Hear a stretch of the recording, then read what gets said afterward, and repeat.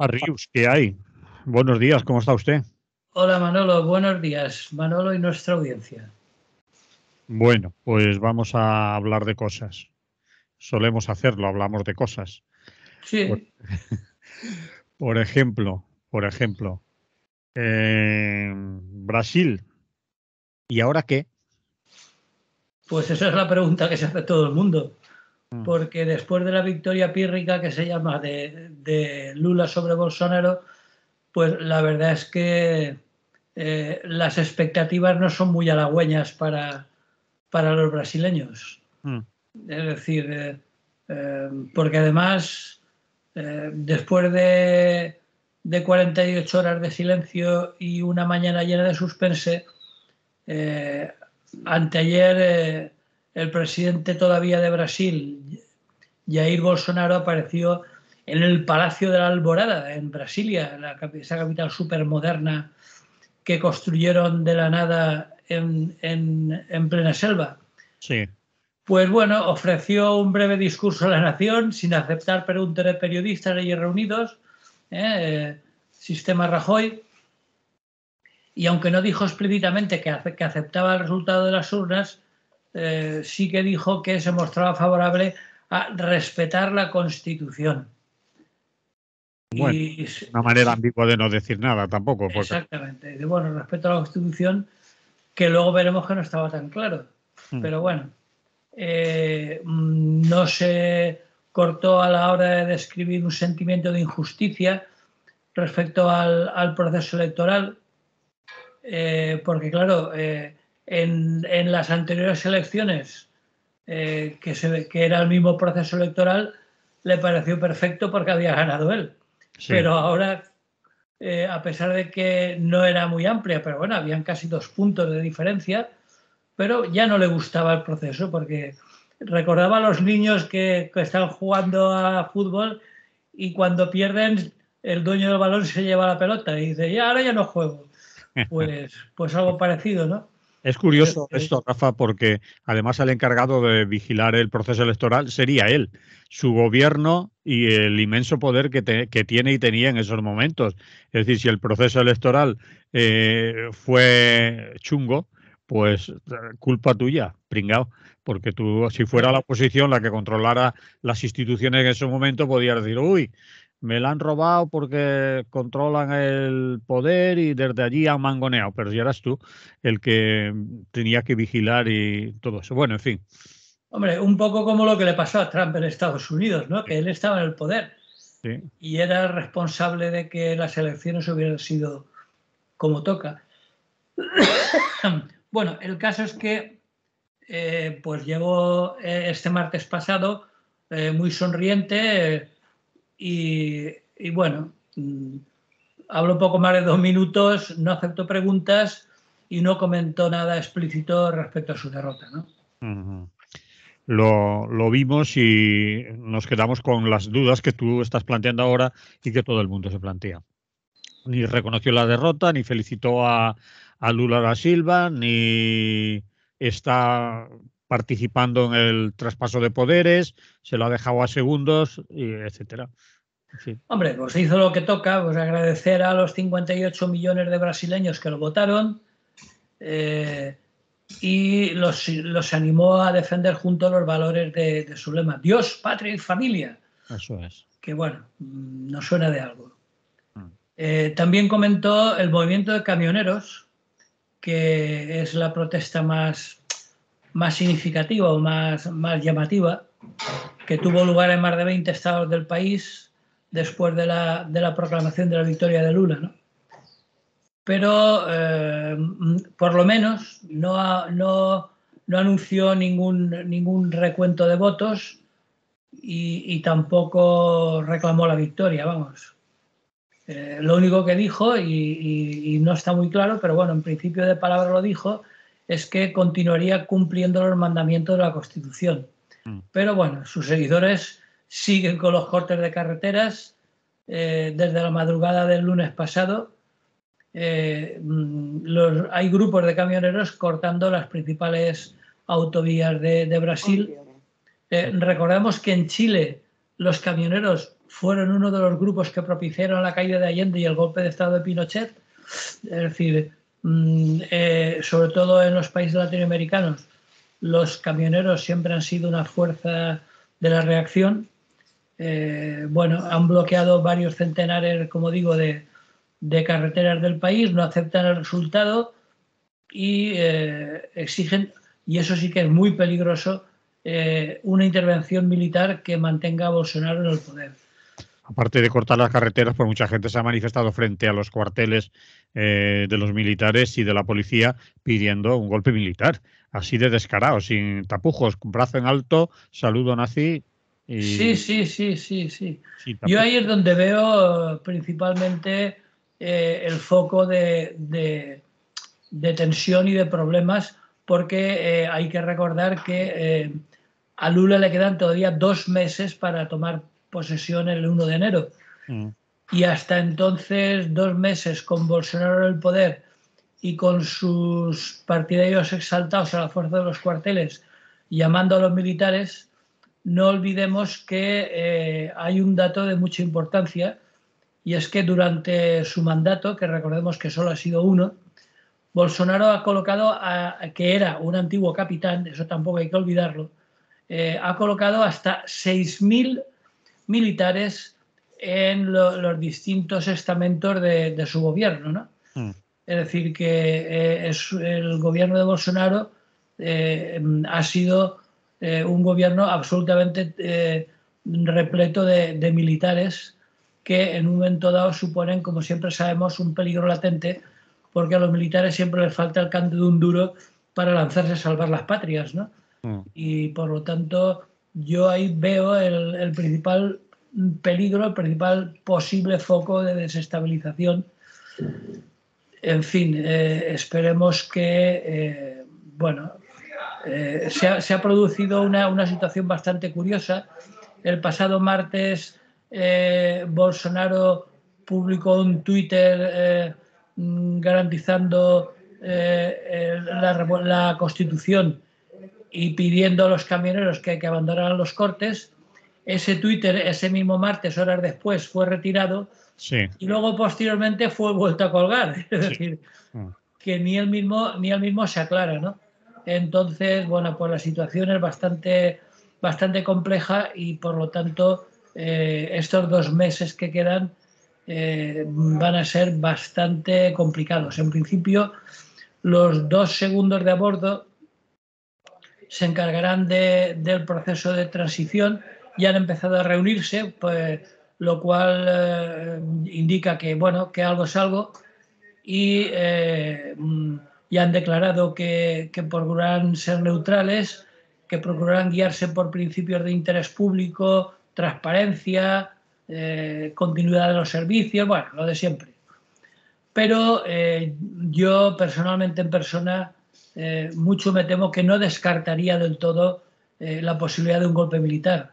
Yo no lo veo, porque ha cambiado mucho la situación política y también social en América Latina, y si antes eran aceptados en toda esa zona los golpes militares, los gobiernos militares, las asonadas, ahora sería mal vista internacionalmente, se produciría un aislamiento importante. Brasil no es cualquier cosa.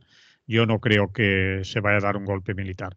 Pataleará lo más que pueda y al final acabará tragándose, porque no tiene otro remedio, el resultado, porque si no sería... No, si yo, vamos, ni por supuesto lo deseo, ni lo doy por hecho. Simplemente he dicho que no lo descartaría, teniendo en cuenta, bueno, en primer lugar, las imágenes que hemos visto, que son muy complicadas. Son 58 millones de votantes de Bolsonaro, totalmente desprovistos de cualquier atisbo de racionalidad, es decir, es puro apasionamiento descerebrado, y teniendo en cuenta que hay hasta 6.000 militares infiltrados en los distintos estamentos del gobierno Bolsonaro, pues bueno, yo ya digo que evidentemente no lo deseo, ni siquiera lo consideraría como muy probable, pero en 2 meses que quedan, que me parece un periodo muy dilatado,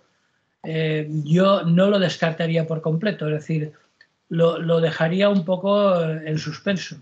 Vuelvo a insistir que espero que no sea así, claro.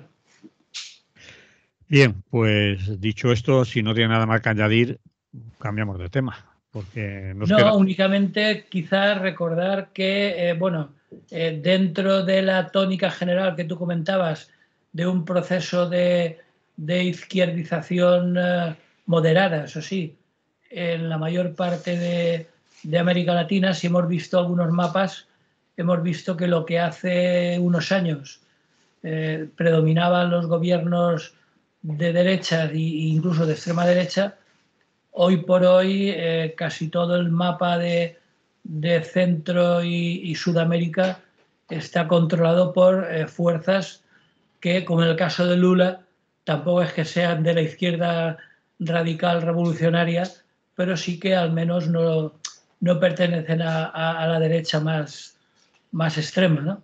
Uh-huh. Entonces, pues lo de Lula lo veo inmerso dentro de ese proceso de izquierdización de los gobiernos de la mayor parte de países de América Latina, no desprovistos de problemas. Estos últimos días hemos visto gravísimas tensiones con el estado de excepción en dos regiones, incluido en Bolivia, y el resto, en Ecuador, perdón. Y en el resto de países donde predominan los presidentes y los gobiernos de izquierdas, pues tampoco es que lo tengan muy claro y un camino muy despejado. Uh-huh. De hecho, en bastantes de esos parlamentos, y no olvidemos que en Brasil también, los grupos que predominan son los grupos de derecha y de extrema derecha. Uh-huh. Es decir, que las leyes que pretenda arbitrar Lula, algunas tan importantes, teniendo en cuenta el destrozo que ha hecho Bolsonaro y su gobierno en la Amazonía, que serían las que tendrían que ver con el cambio climático. De hecho, ya hay programada una reunión en Brasil para estudiar el tema, y uno de los ejes de su campaña electoral había sido la lucha contra ese cambio climático y la protección de la Amazonía.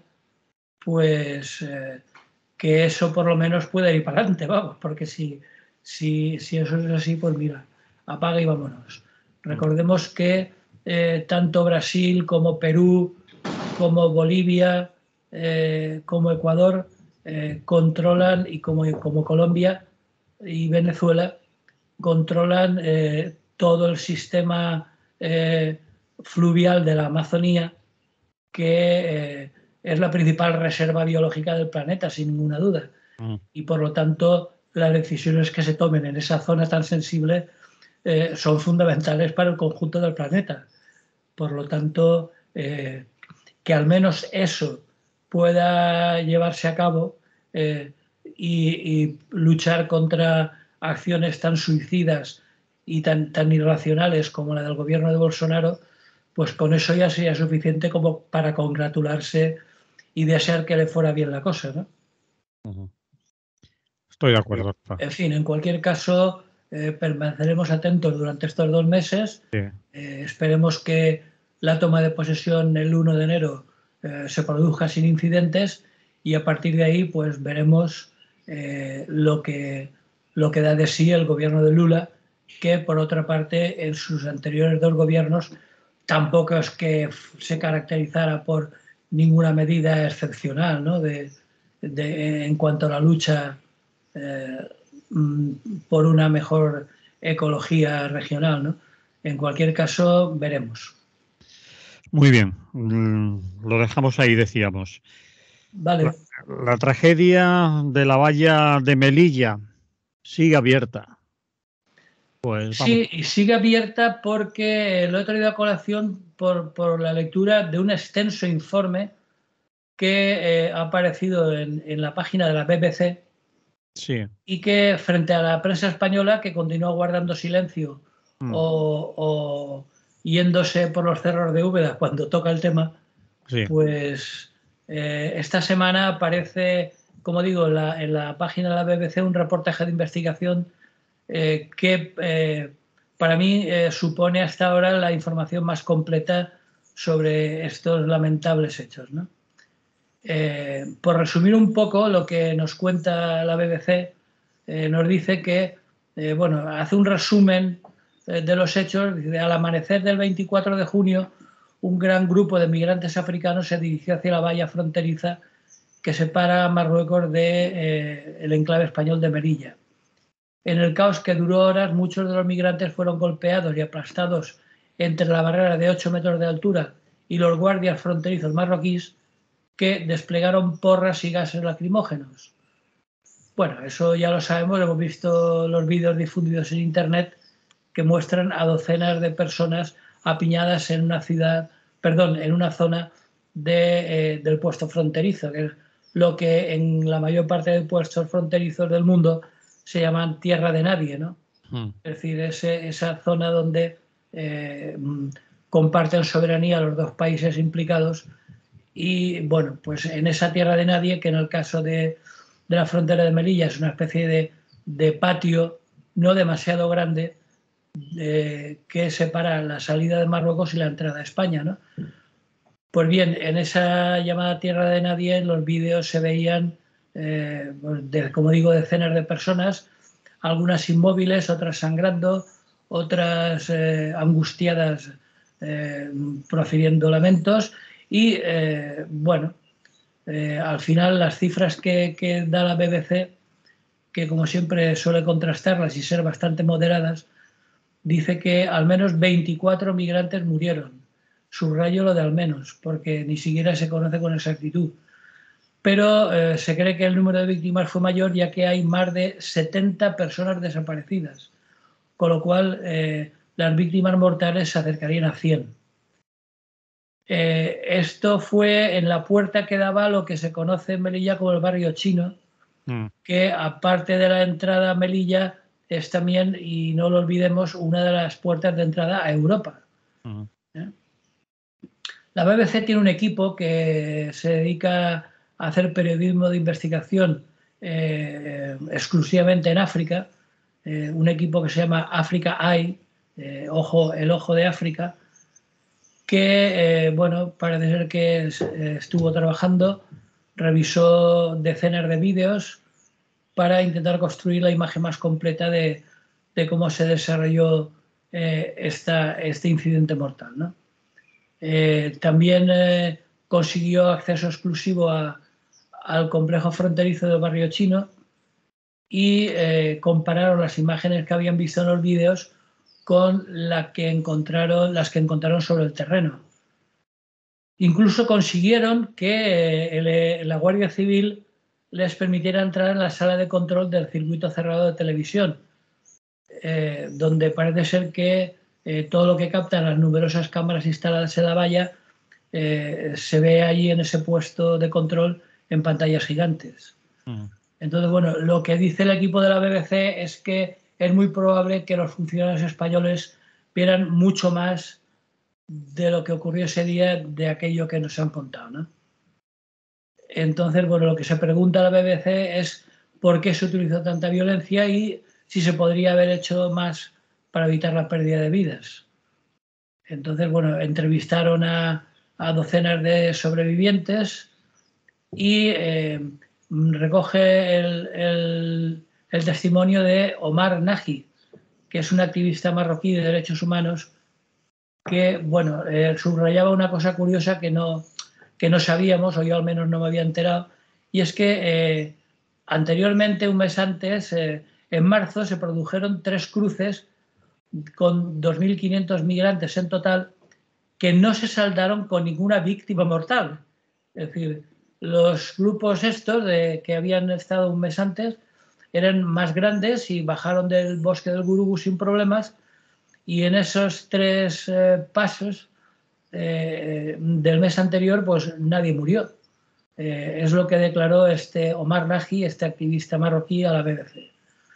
Pero dice que la única diferencia entre marzo y junio, y ahí para mí, bueno, para mí y para muchos, reside una de las claves, es que entre marzo y junio las relaciones entre España y Marruecos, que en marzo estaban rotas, en junio se habían restablecido con la aceptación de Sánchez del plan de Marruecos sobre el Sáhara. Es decir, yo creo que ahí está el secreto del cambio de actitud de las fuerzas fronterizas, tanto marroquíes como españolas. Entonces, bueno, como ya habían hecho las paces con España, pues ya se consideraban con las manos libres, y el 24 de junio los guardias marroquíes se enfrentaron a los migrantes con toda violencia, utilizando gases lacrimógenos, en fin, todo tipo de elementos antidisturbios.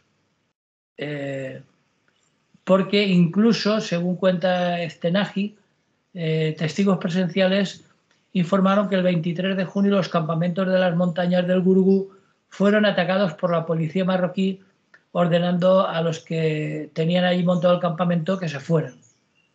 De hecho, hay también vídeos que muestran en el mismo bosque del Gurugú enfrentamientos con la policía. La BBC también habló con varios migrantes que continúan atrapados en Marruecos, que les contaron que enviaron a gendarmes para decirnos que teníamos que abandonar la zona en 24 horas. O, de lo contrario, pudieron utilizar fuego real para dispersarnos. Así que, cuenta este migrante, pues esa noche decidimos bajar la valla a ver si podíamos cruzar. El barrio chino, que es una estructura muy precaria, que ocupa aproximadamente la extensión de un par de estadios de fútbol, hay una división que es el paso normal, digamos, donde hay una serie de torniquetes seguros para aquellos que pasan con documentación, y entre esos torniquetes y la zona marroquí, como decía al principio, hay un patio que es lo que la misma Guardia Civil define como tierra de nadie, donde se supone que la soberanía no está nada clara, y esta zona también está cerrada con una valla metálica. Y al otro lado, por supuesto, está la entrada marroquí. Un vídeo de ese día muestra cómo las fuerzas de seguridad marroquíes se acercan a los migrantes desde ambos lados del barrio chino, es decir, tanto desde la parte marroquí como desde la tierra de nadie. Se supone que esa tierra de nadie no tendrían por qué acceder a ella los gendarmes marroquíes. Entonces, bueno, frente a esa situación de encierro por una y por otra parte, un gran número de personas, como hemos visto también por otra parte en algunos vídeos, empiezan a escalar la valla exterior en tal número que en un momento dado el peso es tan grande que la valla se derrumba. Varios migrantes nos contaron que al llegar al paso fronterizo, como digo, se habían quedado bloqueados en ambos lados por la policía marroquí. Es decir, tanto en tierra de nadie como en la zona marroquí, ¿no? Y a todo esto pues lanzaban bombas de humo, gases lacrimógenos, etc. Y por lo tanto estaban totalmente rodeados, y para los migrantes que se quedaron dentro pues no había escapatoria de ningún tipo. Las grabaciones ofrecen una visión clara de este patio de la tierra de nadie, que es donde se convirtió en un foco de la masacre, ¿no? Lo que decían los migrantes entrevistados es que la única salida que hubieran podido tener es la entrada en el lado español para huir de los gendarmes marroquíes.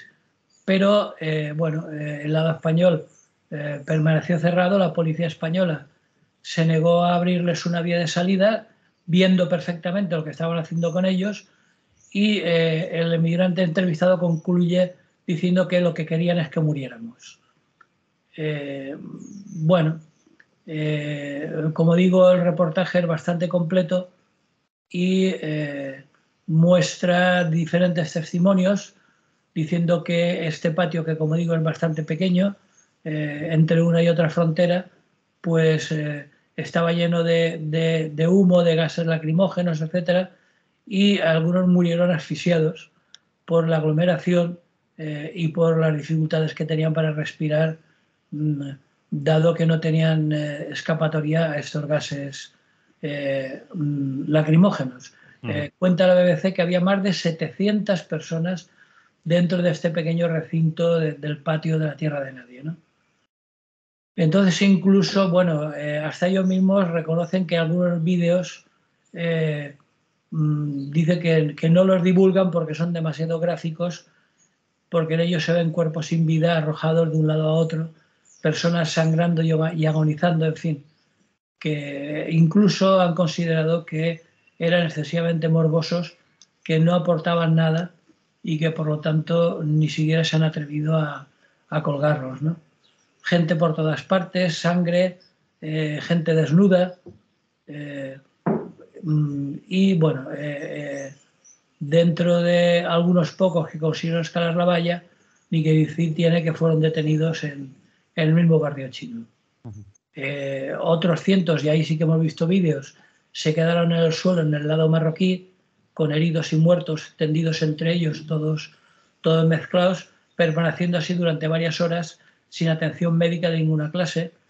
Uno de los migrantes declaraba a la BBC que la ambulancia llegó tarde, que podían haber ayudado a los heridos, pero que incluso llega a decir que las fuerzas de seguridad impedían a los médicos que intentaran ayudar, ¿no? Bien, y ahí, bueno, la clave de todo esto, y también por eso lo traía a colación, porque aquí somos especialistas en cuando se produce una situación de este tipo, nuestras autoridades son especialistas en silbar y mirar hacia otro lado. Pues la pregunta clave respecto al papel de España es si se podría haber hecho más para salvar vidas y qué papel jugaron las autoridades españolas mientras se desarrollaba este caos frente a ellas, ¿no? Entonces, bueno, en septiembre nuestro inefable y queridísimo ministro del Interior, el señor Fernando Grande Marlaska, fue interrogado en el Congreso precisamente sobre eso, ¿no? Sobre el papel de España en los sucesos del 24 de junio. Y bueno, como digo, se dedicó a mirar para otro lado y lo único que se le ocurrió decir es que es insistir en que las muertes no tuvieron lugar en suelo español, como si eso le exonerara de toda responsabilidad.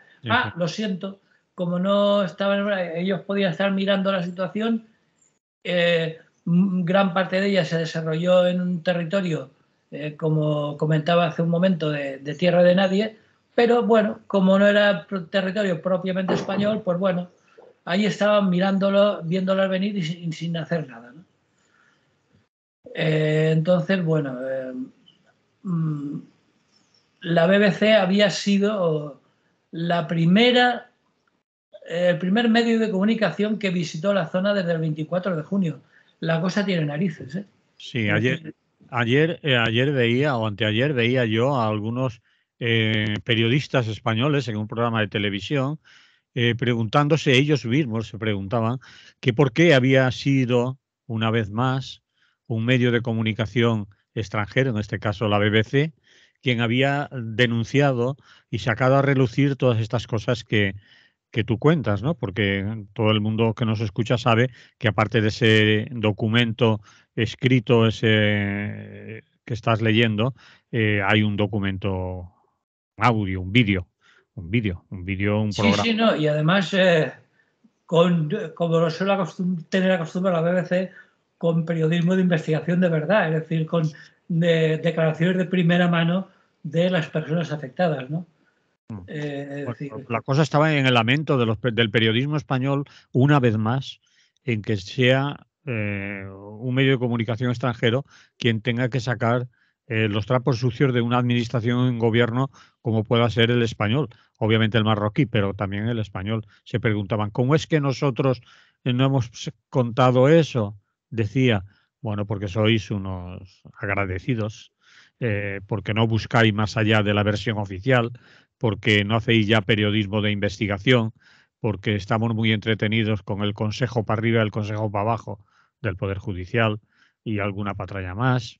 No patraña, sino noticias que pueden estar 7 días o 15 días en vuestra tertulia, en vuestra boca, la ley trans.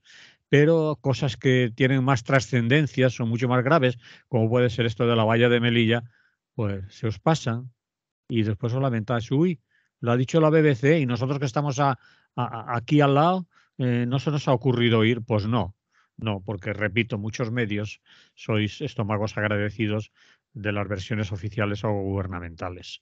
Así que No, y sobre todo porque, claro, si tú haces periodismo de investigación de verdad y hablas con las propias personas interesadas, igual te tienes que oír algo que no te gusta. y tu medio no está dispuesto a reflejarlo. Efectivamente.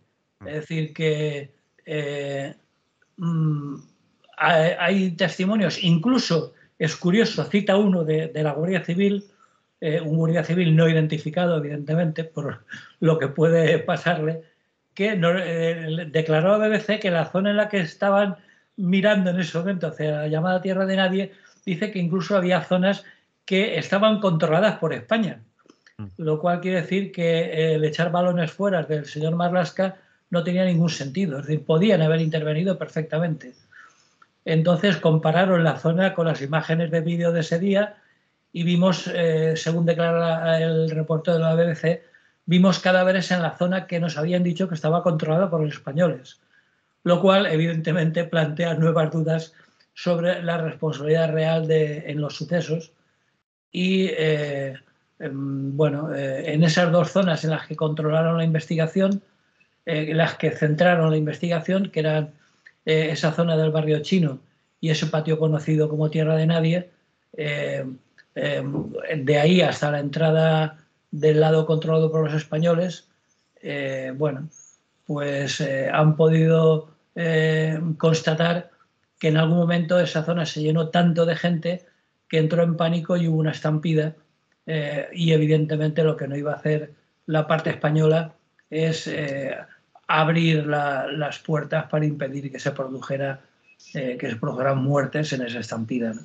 Mm.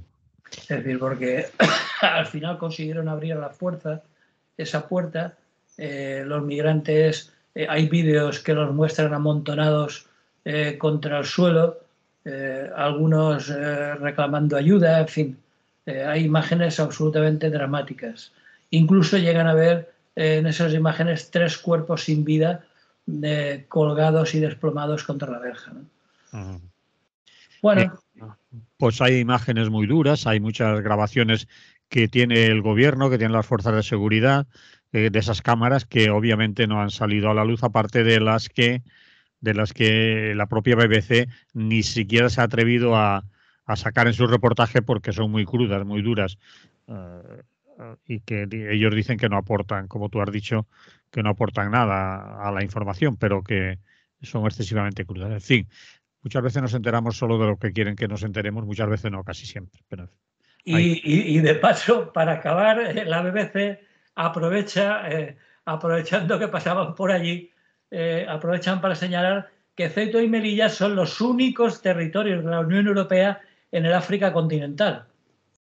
Y recalcando que es una anomalía y que, aunque pertenecen a España desde hace más de 500 años, y que la Unión Europea, España ha conseguido que las considere dentro de la Unión Europea, pero que Marruecos ha estado reivindicando como suyas prácticamente desde que consiguió su independencia ya en 1956. Es decir, que lleva más de medio siglo reclamándolas.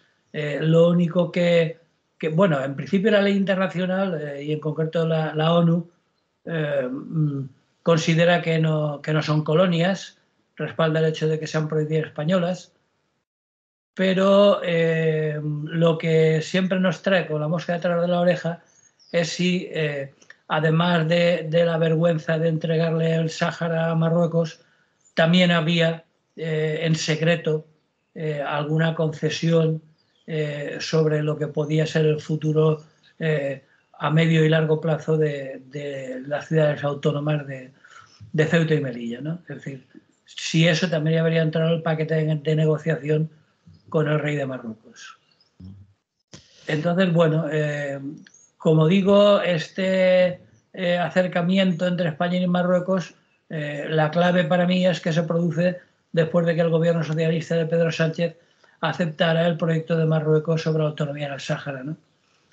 Y que, bueno, y por último y para acabar, por lo que tú has dicho, es muy lamentable que para obtener una información verosímil y creíble de lo sucedido, pues que hayamos de recurrir a la BBC. Yo creo que es una auténtica vergüenza para esos que se autocalifican de medios informativos en España. Bien, pues lo dejamos ahí, dicho queda, Rafa. Nos vamos a más cosas, a eso que tú denominas miscelánea, que muy bien, tú sabrás por qué, pero el tema del que hablábamos hace un momento es la tragicomedia del Poder Judicial. ¿A qué te refieres? Hombre, ¿tú Bueno, a qué crees que me refiero? cuánta retórica, pero en fin, vale. Hombre, yo empezaría por afirmar de manera tajante y con todos los ejemplos que queramos que la justicia no es justa. Es decir, eso Uy, para mí es un axioma. ¿qué dices? Es así, yo lo veo así y luego si quieres lo justificamos. Y en estos momentos la situación del Poder Judicial, si no fuera trágica para tantas personas, que lo es, sería ni más ni menos que un sainete cómico. Mm.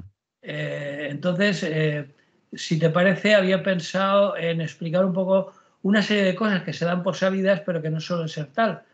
Porque estos días se está hablando y hasta demasiado del CGPJ, del Consejo General del Poder Judicial. Sí. Entonces, recordar cómo está compuesto y ver un poco dónde están las claves del cachondeo que se está llevando últimamente, ¿no?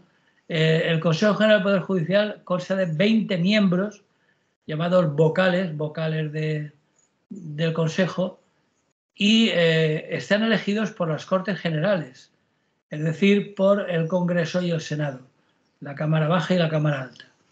Y la elección se da entre jueces y juristas de reconocida competencia.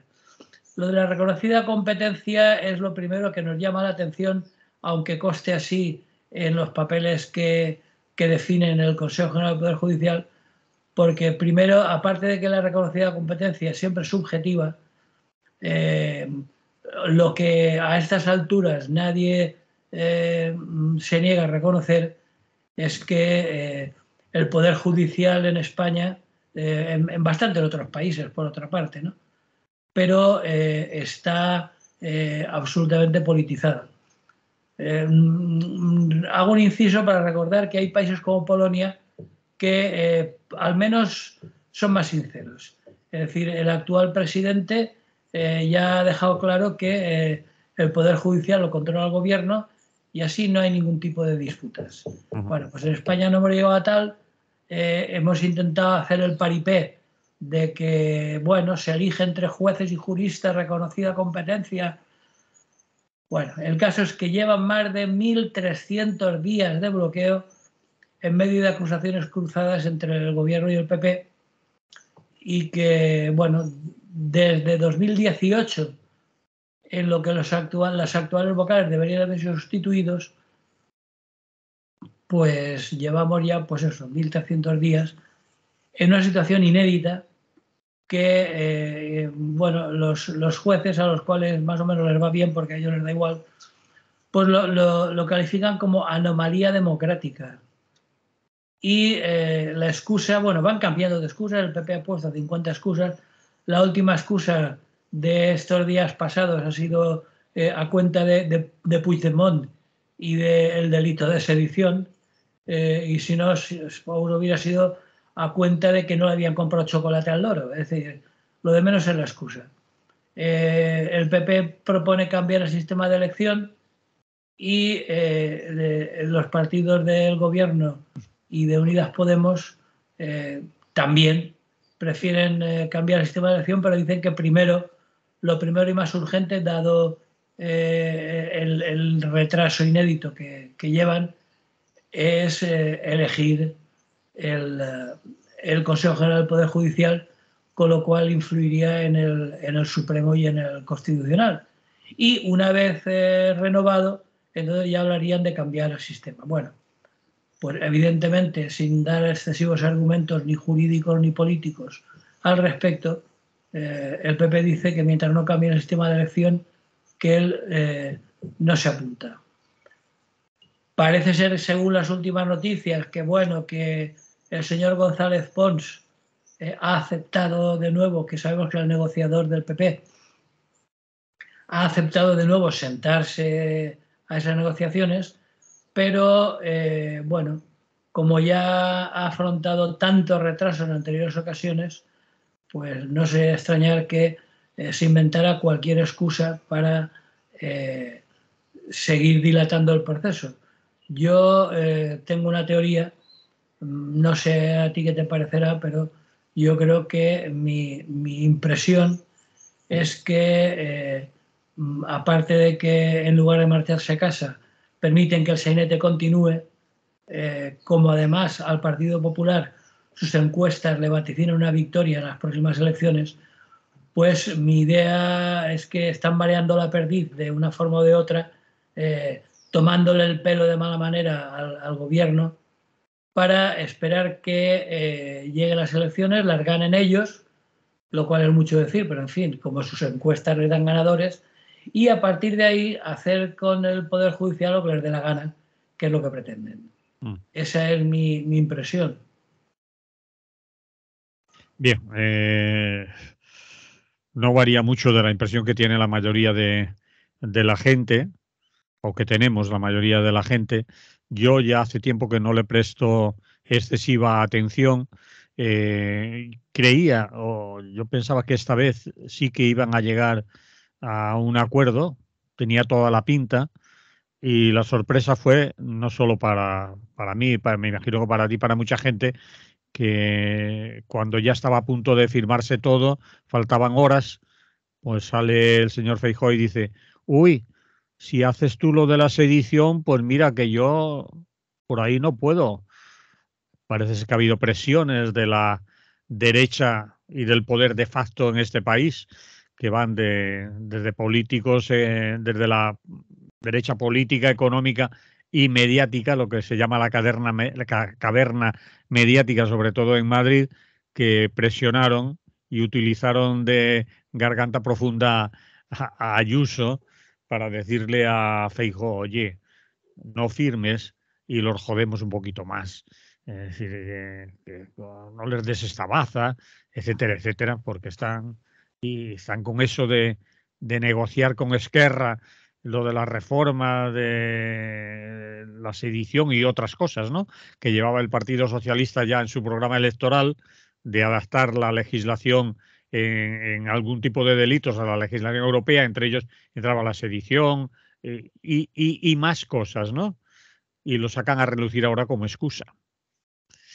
Yo ya Pero no bueno, sé. vamos a ver, Manolo, ahí hay dos cuestiones que para mí son importantes. En primer lugar, la supuesta reforma del delito de sedición no haría más que ponerlo en consonancia con el resto de países de Europa, Sí, donde la sedición supone algo que por otra parte es lógico y evidente, supone un levantamiento militar. sí. Es decir, porque la chorrada que hicieron en Cataluña con la proclamación de la República Catalana, eso, Durante llamarle sedición, es un exceso de optimismo, vamos. Es unos decir, segundos de república hubo, ¿no? claro, es decir, para mí sedición significa levantarse en armas. Si tú no tienes armas, ya puedes proclamar todas las repúblicas que quieras, que no podrás imponerla nunca, ¿no? Por lo tanto, llamarle a eso sedición me parece una absoluta exageración. Eso por un lado.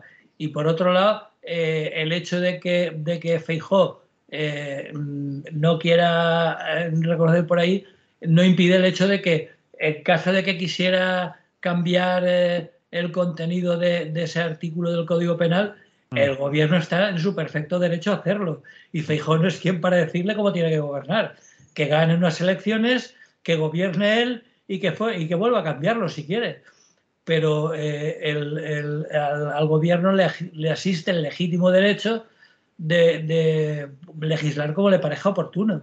sí, y además lo que insiste también desde el gobierno y de otros sectores de la opinión política, lo llevaban en su programa electoral. Decían que era una propuesta que ya se estaba trabajando hace tiempo. Lo sabía el Partido Popular, que lo llevaba en su programa electoral, que se estaba trabajando en ello, que se estaba viendo la homogeneidad con las legislaciones europeas, y no habían dicho nada, es decir, que estaban ahí, no estarían de acuerdo, no les parecería bien y lo sacan como excusa para, una vez más, romper un acuerdo. Bueno, y de paso han aprovechado para liarla con Puigdemont, Sí, que bueno, si los socialistas han ido a verlo para negociar, que si no sé qué. Es decir, quién es el X del que ha ido a verlo a Puigdemont y que han negociado y que es él el que está legislando. Exageraciones y, bueno, son tácticas y, sí, exageraciones sin ningún tipo de pruebas claro, ni nada que se le parezca, ¿no? Entonces, bueno, ya sabemos cómo se lo monta la oposición. Sabemos también que hay muchas orejas agradecidas dispuestas a creerse las tonterías que diga la señora Gamarra y compañía y que por lo tanto, pues nada nuevo, vamos, es decir, que la cuestión está más que clara. Están esperando a ver si siguen mareando la perdiz hasta que el contexto político les favorezca y entre tanto la cúpula del Poder Judicial sigue controlada totalmente y en manos de la derecha más recalcitrante, lo cual supone que todos los asuntos importantes que recurran a las instancias superiores de la judicatura, pues ya sabemos en qué dirección van a venir las sentencias, ¿no? Porque la mayoría sigue siendo irracional, es decir, que se supone que teniendo en cuenta la no independencia de los poderes judiciales, que no está más allá de toda duda, si la mayoría de los miembros son elegidos por los partidos políticos, lo lógico es que la mayoría fuera del partido político mayoritario y no se produjera la anomalía de que en un momento en que los partidos políticos de esa supuesta izquierda tienen la mayoría en el Parlamento, incluso con el apoyo de fuerzas nacionalistas y demás, mientras que las altas instancias jurídicas sigan en manos de la derecha. Es una contradicción que no se sostiene. sí, señor. Bien, lo dejamos ahí, ¿te parece? Y avanzamos un poco y vamos terminando. Sí, terminaremos con una noticia que a mí de cuando en cuando me gusta meter algo de tipo sociológico, que también es importante para mí. Vale, pues vamos a hablar del Día de los Muertos en México, pero ya con unos días de retraso porque ya ha pasado, ¿no? Pero en fin, es para comentarlo. Yo te preguntaría por qué te has ido a México a hablar del Día de los Muertos, que has Hombre, visto ahí. porque es el que más sale en todos los reportajes, A ver, lo cual no quiere decir que no hubiera que hablar también del Día de los Muertos en España, que mm, también tiene unas cuantas cosas que comentar. mm, Pero yo creo que quizá en México es uno de los lugares donde la desacralización de la muerte, es decir, el tomarse la muerte a cachondeo, está más presente, ¿no? Es una tradición mexicana que, bueno, en principio, según la mayoría, no todos, pero la mayoría de analistas y de sociólogos, estos días se remiten a un sincretismo entre las celebraciones católicas que todos conocemos de el Día de los Fieles Difuntos, el Día de Todos los Santos, y las costumbres de los indígenas mexicanos precolombinos, ¿no? mm, Es decir, eh, y eso se da precisamente al mismo tiempo que en el ámbito sociológico anglosajón, bueno, anglosajón y no solo, evidentemente, porque con la capacidad de exportación que tiene la cultura anglosajona, que es Halloween, como todos sabemos. Pero en realidad el Día de los Muertos en México y en algunos otros países del Centro y Sudamérica mantienen muchas diferencias con lo que aquí cada vez más se conoce como Halloween, ¿no? mm, Habría que señalar que, para empezar por el principio, que los antiguos americanos centrales y del sur, eh, todas las tribus que vivían por allí, la muerte no tenía ni mucho menos las connotaciones que tiene en la religión cristiana, ¿no? Por ejemplo, en la religión cristiana, la muerte es lo que abre las puertas del infierno o del paraíso, ¿no? Es decir, el premio o el castigo, ¿no? Pero en todas estas religiones indígenas americanas, no sirven para nada para eso que llaman castigar o premiar. Por el contrario, ellos creían que el destino de las almas de los muertos estaban más bien determinados por el tipo de muerte que habían tenido y no por su comportamiento en la vida. Entonces, bueno, pues hacían una serie de ritos, hay una riqueza increíble de ritos alrededor del culto a los antepasados y de la muerte en sí misma. Y bueno, de ahí viene la celebración del Día de los Muertos en México, que es el que todavía a estas alturas influencia mucho la visión del mundo que tienen aquellos pueblos, ¿no? Así que bueno, pues hacen desfiles nada dramáticos, es decir, muy festivos, llenan todo, yo he visto reportaje y está todo lleno de flores de campasúchil, que son unas flores parecidas a lo que aquí también utilizamos en los cementerios, que son los crisantemos. Y bueno, pues montan ofrendas con fotografías y ofrendas a los difuntos, incluso les preparan bebidas y alimentos preferidos en vida. Son muy tradicionales los esqueletitos de caramelo y de azúcar. Y bueno, ese paso de la vida a la muerte, que en todas las regiones del mundo, evidentemente, desde siempre, ha sido fuente de misterio y causado temor y incertidumbre, pues cambian muchísimo en cuanto a los ritos y tradiciones, en algunos casos para venerarla y espantarla, e incluso en algunos otros, y por eso hablaba en concreto de México, para tomársela a cachondeo y reírse de ella, ¿no? Es decir, ellos tienen pues sus calaveras, sus figuritas de animales, flores, bueno, eso es tan mexicano como los tacos, el tequila y el picante. Es decir, que está muy enraizado y es una de las principales fiestas del año.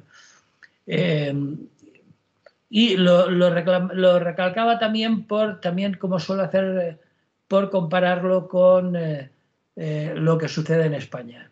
En España la tradición de los muertos solo se ha conservado de manera ritual en una de las tradiciones más estúpidas que conozco, que es las aglomeraciones en los cementerios el día 1 de noviembre, ¿no?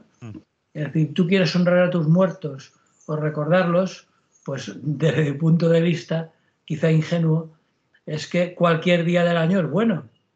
Es decir, no tienes por qué aglomerarte y crear grandes colas a la puerta de los cementerios el día 1 de noviembre, porque vas para que te vean que para otra cosa, ¿no?